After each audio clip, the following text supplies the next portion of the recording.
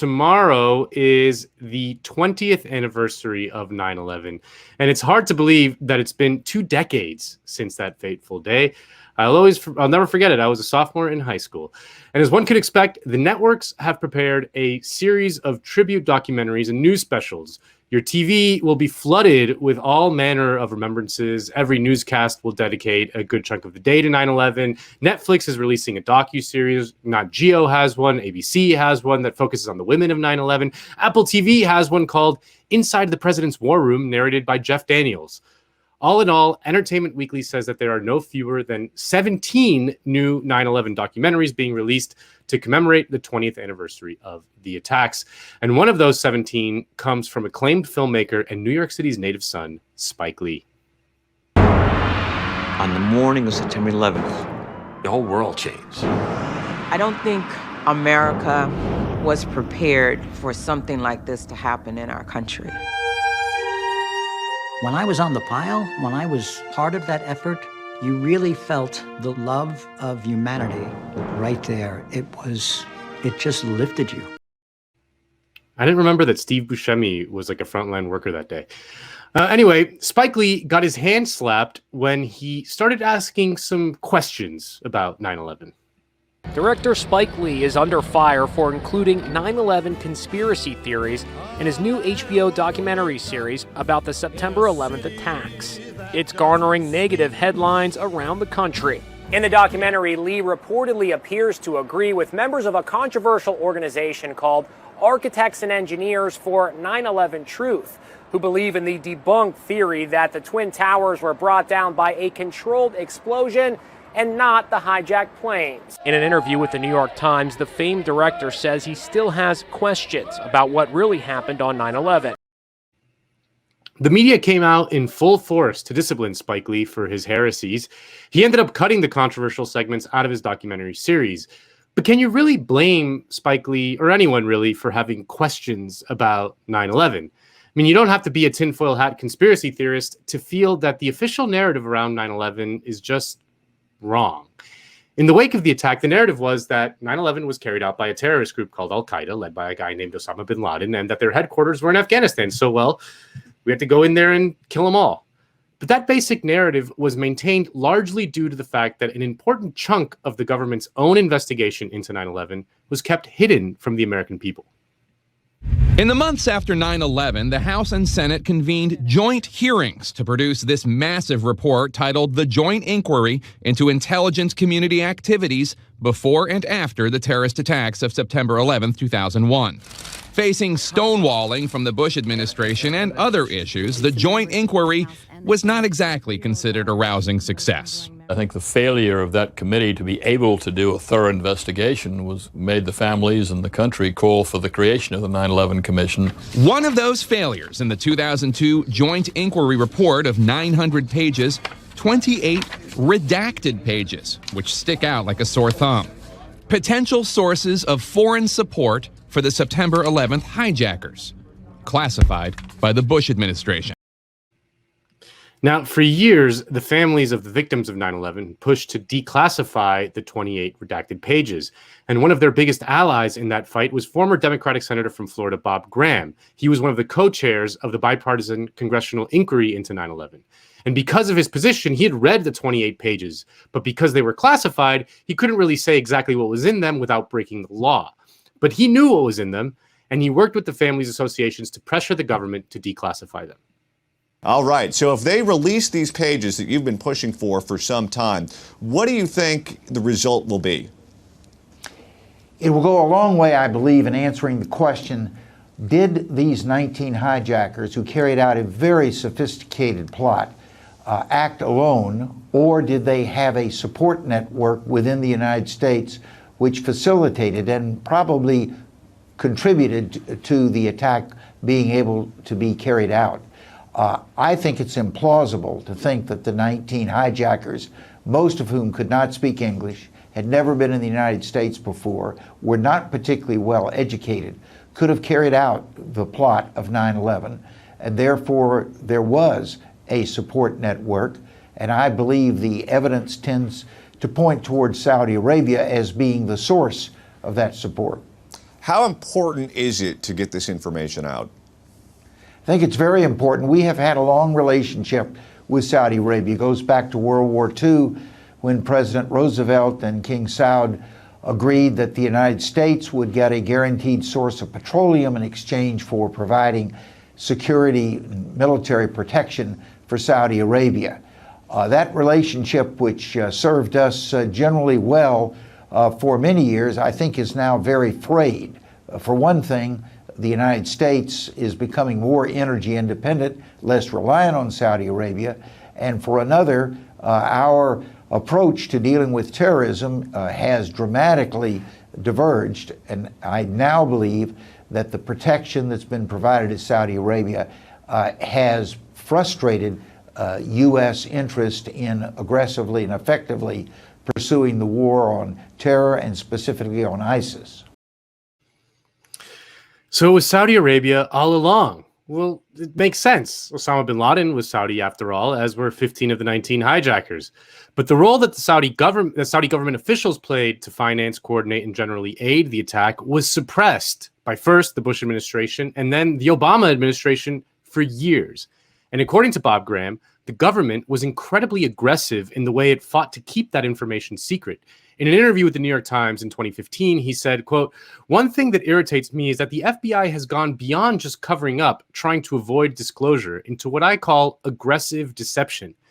It wasn't until 2016 that the Obama administration finally allowed the pages to be seen, and lo and behold, they detailed a whole lot of Saudi involvement in the attack."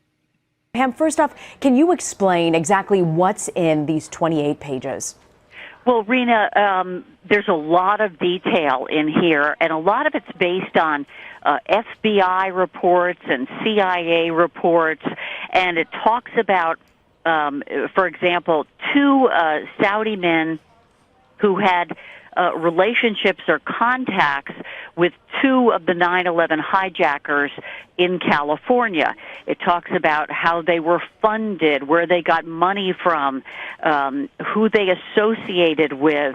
And, for example, one of them, in fact, members of the U.S. Muslim community told U.S. officials that they thought these two guys were Saudi intelligence agents, and they had contact with these 9/11 hijackers. For example, Omar al-Bayoumi met with the hijackers shortly after having met with someone from the Saudi consulate, the review says, and it concludes it was an encounter that did not appear to be accidental.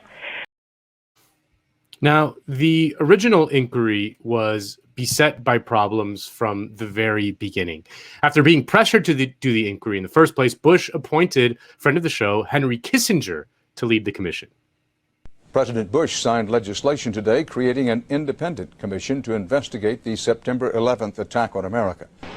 The president named a supporter, Dr. Henry Kissinger, Secretary of State in the Nixon and Ford administrations, to head the panel. Today I'm pleased to announce my choice for commission chairman, Dr. Henry Kissinger. And from the very beginning, there were questions about Saudi Arabia's role in 9/11. At Kissinger's press conference accepting Bush's nomination to lead the 9/11 inquiry, he was asked about it by a reporter. Dr. Kissinger, do you have any concerns about, once the commission begins its work, if fingers point to valuable allies, say Saudi Arabia, for example, the implications, the policy implications this could have to the United States, particularly at this delicate time? I have been given every assurance by the president that we should go where the facts lead us, and that we are not restricted by any foreign policy considerations. Well, it turns out that once Kissinger got in there, the 9/11 families, the families of the 9/11 victims had some tough questions of their own. Several family members approached Kissinger and requested a meeting at his office in New York. Prior to the meeting, Kristen Breitweiser conducted a thorough investigation of Kissinger's potential conflicts of interest. Probably much to the chagrin of some of the people in the room, Lori asked some very pointed questions. Would you have any Saudi American clients that you would like to tell us about? And he was very uncomfortable, kind of twisting and turning on the couch. And then she asked whether he had any clients by the name of bin Laden. And he just about fell off his couch. Now, there was huge pressure for Kissinger to release his client list, which Kissinger refused to do, and he was then forced to resign from the commission. Now, the question becomes, why would the U.S. government go to such lengths to protect Saudi Arabia? After all, they did the attack. Well, to understand that, one must go back several decades when Franklin Delano Roosevelt met with then Saudi King Abdul Aziz bin Saud on a naval cruiser called the Quincy in a place called the Bitter Lake in Egypt. Adam Curtis's documentary, Bitter Lake, describes Roosevelt's Faustian bargain with the Saudi monarch. But Roosevelt knew that to keep that power, America needed oil. And he wanted to forge an alliance with the king to make sure that the vast Saudi oil fields remained under American control. In their conversation, the two men laid the foundations for an alliance that continues to the present day. America would get its oil, and in return, Saudi Arabia would receive wealth and security from America. But the king was well aware of the dangers of opening up his country to the influence of the modern West. And in the negotiations that followed, he laid down a condition. "We will take your technology and your money," he said, "but you must leave our faith alone." The Saudi faith was called Wahhabism. It was a radical, violent, and extremely puritanical form of Islam. And its followers among the Bedouin tribes hated the modern world. Wahhabism was part of a wider movement in Islam that had risen up in reaction to the European empires. Another was the Deobandi movement in India. They all believed that modern imperialism was corrupting the true nature of Islam and wanted to go back to a world based on the original teachings of the Islamic texts. Abdul Aziz had harnessed this force in the 1920s to seize power. But he had unleashed something that didn't want to stop. The Wahhabists wanted to go on and create a caliphate across the whole of the Arab world.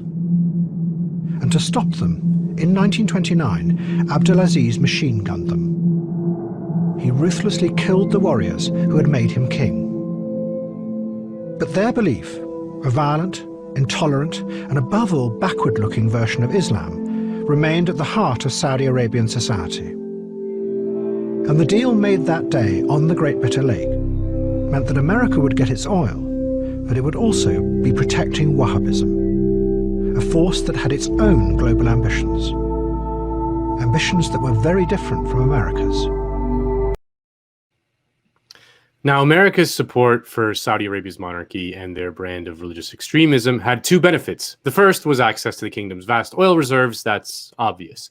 But the second benefit was that Islamic extremism could serve as a bulwark against secular Arab nationalism and Arab socialism that sought to assert Arab sovereignty in the wake of Western imperialism. As an example of this, it's worth seeing this video of Egypt's longtime president, Gamal Abdel Nasser, perhaps the most towering figure in the secular Arab nationalist movement, laughing about a conversation he had with the leader of the Muslim Brotherhood, who said that he should force every woman to wear a hijab. وقابلت المرشد العام للإخوان المسلمين وقعد وطلب مطالب. طلب إيه؟ أول حاجة قال لي يجب أن تقيم الحجاب في مصر وتخلي كل واحدة تمشي في الشارع تلبس طرحة.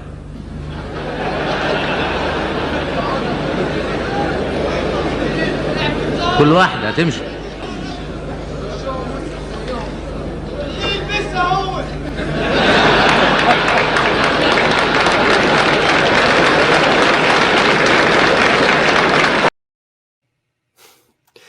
U.S. policymakers saw Arab nationalism as a threat because Arab nationalists like to nationalize their country's resources, like when Nasser shocked the world by nationalizing the Suez Canal in 1956. Muslim extremism was a perfect way to counter the appeal of Arab nationalism. This is according to Jacobin. Quote, in the 1950s, there was a problem for the United States called Gamal Abdul Nasser, whose resolute independence was unacceptable. The new leader of Egypt was such a threat that Secretary of State John Foster Dulles took Eisenhower's statement that the Nasser problem could be eliminated to be an assassination order. To try to weaken Nasser, the U.S. wooed the Muslim Brotherhood, despite, or rather because of, its record of terrorism and violence against the state. Americans also saw anti-communist potential in its religiosity. Either we shall walk the path of Islam or we shall walk the path of communism, wrote Saeed Qutb, the group's chief theoretician. McCarthy-era Washington was receptive. In 1953, a covert U.S. program brought leading thinkers and activists from the Middle East to Princeton. Among them was the Brotherhood's Saeed Ramadan, son-in-law of the group's founder. He visited the White House that same year and would become the CIA's man. In 1954, a Brotherhood attempt to assassinate Nasser backfired. He survived and launched a crackdown, arresting thousands. In 1956, Nasser's popularity surged thanks to his nationalization of the Suez Canal, which led Britain and France to occupy the canal and Israel to invade the Sinai.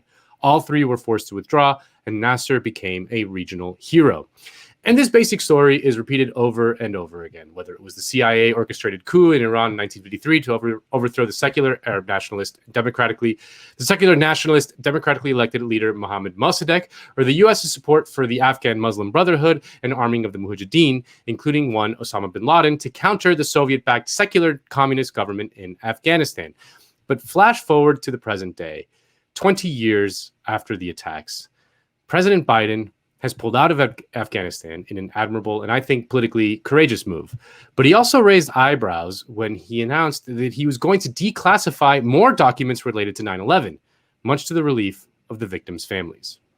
Now this year, an executive order signed by President Biden that could finally unlock the information they've been fighting for. We need a president that'll take our sides. We are done listening to lip service. We are done of the empty promises. After 2 decades of grief and anger, Eagleson is allowing himself a new emotion, hope. Help us bring closure. It's 20 years. There's no excuses anymore. The Justice Department will have to release any documents it declassifies to the public over the next 6 months. That'll go a long way toward helping Eagleson and other 9/11 families heal. But Shep, it's also just one step in the bigger lawsuit against Saudi Arabia. That could still take years to play out. But whatever you think of 9/11, whether you believe the official narrative or whether you believe that Saudi Arabia did it or whether you believe that it was Bush himself, one thing we can all agree on is that 9/11 changed everything.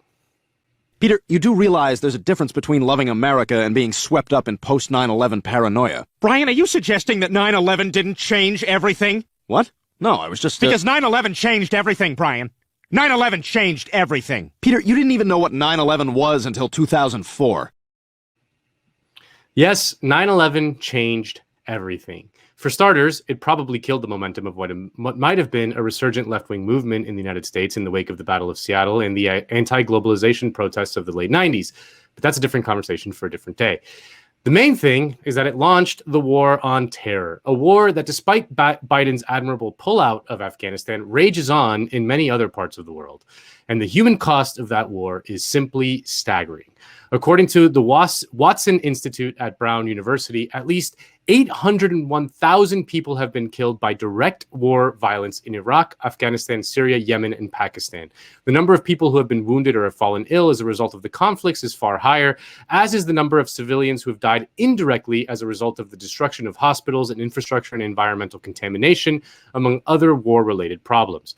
Millions of people living in war zones have also been displaced by war. The U.S. post-9/11 wars have forcibly displaced at least 38 million people in and from Afghanistan, Iraq, Pakistan, Yemen, Somalia, the Philippines, Libya, and Syria. This number exceeds the total displaced by every war since 1900, except for World War II. And the financial costs of that war are equally staggering. According to a new study by the Institute for Policy Studies, puts the total cost since 2001 at $21 trillion. That is $21 trillion with a T. The breakdown is broadly that it was $16.7 trillion. That was straight up military spending, of which around $7 trillion went to contractors or private interests. $3.07 trillion went to support for veterans who came back traumatized and maimed from our wars. $949 billion went to Homeland Security, mainly militarizing our borders, and $732 billion went to federal law enforcement. Isn't that fun? The study also outlined things that we could have done with that money instead. For example, $4.5 trillion is what it would cost to fully decarbonize the U.S. electric grid. That would be nice.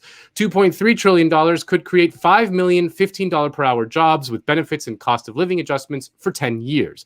$1.7 trillion could erase student debt. $449 billion could continue the extended child tax credit for another 10 years. $200 billion could guarantee free preschool for every 3- and 4-year-old for 10 years and raise teacher pay. $25 billion, just $25 billion, could provide COVID vaccines for the population of low-income countries. So that is 9/11's true legacy. That is what it means when we say 9/11 changed everything. Death and destruction abroad with a giant sucking of resources here at home, not to mention the creation of an entire surveillance state. Thankfully, it looks like the American people are starting to realize it. According to the Washington Post, quote, Americans are increasingly say that the events of September 11, 2001 had a more negative than positive impact on this country. And predictions for the pandemic's long-term impact have been even more downbeat, according to a Washington Post ABC News poll. Ahead of the 20th anniversary of the attacks on the World Trade Center and the Pentagon on Saturday, more than 8 in 10 Americans say that those events changed the country in a lasting way. Nearly half, 46%, say the events of 9/11 changed the country for the worse, while 33% say they changed the country for the better. That represents a shift from 10 years ago when Americans were roughly divided on this question, and it marks an even larger swing from the first anniversary of the attacks in 2002. But that isn't stopping our government from continuing to try to keep us living in fear. The good old Department of Homeland Security, which was, it's worth remembering, created in the wake of 9/11, is saying that we should be very afraid on Saturday, despite, the absence of any credible threat. Late last week, the Department of Homeland Security and FBI warning that foreign terrorist organizations could exploit the anniversary. The agencies saying in a bulletin sent to law enforcement leaders obtained by ABC News that they are not currently aware of any specific credible threats related to the date. So then why should we be worried? I mean, they're just hypothetically speculating on a hypothesis. The line on 9/11 has been to never forget. This despite the fact that we were lied to about the true culprits of 9/11 and we still don't have all the facts. We may never get them, but we should keep putting pressure on the authorities for full transparency into what happened on that day. We spent too much money and killed too many people to be left in the dark. All right. That was great. And also speaks to the reason why so many people in the country find conspiracy theories so appealing, right? Like we talk about the distrust that Americans have toward our institutions, and it didn't just happen randomly. Like when you think about the lack of transparency by the federal government, the willingness to just kind of boil everything down to these black and white issues. And even when you think back to how the Bush administration just flat out lied to the American people regarding why we were invading Iraq in that preemptive war. So many Americans thought then, as they might still believe, that Iraq was somehow behind 9/11. You know what I'm saying? It's just all of that stuff plays a role in what we're experiencing today with COVID and vaccine hesitancy, that distrust in our institutions. It doesn't just stay contained in this foreign policy bubble. So I love the way that you pointed to the financial interests at play in regard to empowering and emboldening the very groups that we're now at war with, or until very recently in Afghanistan, we're at war with, in regard to the Taliban. So that was great. But I want to know why you're such a conspiracy theorist, Nando. Yeah. Well, I mean, the sad thing is that the damage is done. Even if we do find out, quote unquote, the truth about what happened in 9/11, it doesn't even matter that much anymore. Mostly because the damage is done. Yep, absolutely. And people we have largely moved on. Yeah, but I do think that it's a cautionary tale, not just for the federal government. I mean, they'll probably make the same mistakes over again. But for people to be, and I think we are seeing this. This is the positive side of it, right? people are a lot more hesitant today versus like 20 years ago in just accepting the federal government's narrative on why we need to go to war with whatever country, right? So that's a good sign. There was bipartisan support to pull out of Afghanistan. Democrats and Republicans alike were like, let's get the hell out of there, which is why on one hand, it was bold for Biden to do it because he's going up against the corporate interests at play. But in terms of like speaking to the interests of the American people, he did something that's actually incredibly popular. If you enjoyed this video from Jacobin Weekends, please hit like and subscribe. That way, you'll enjoy all of our backlog, as well as all of our future content, including interviews, live streams, and clips. Thank you.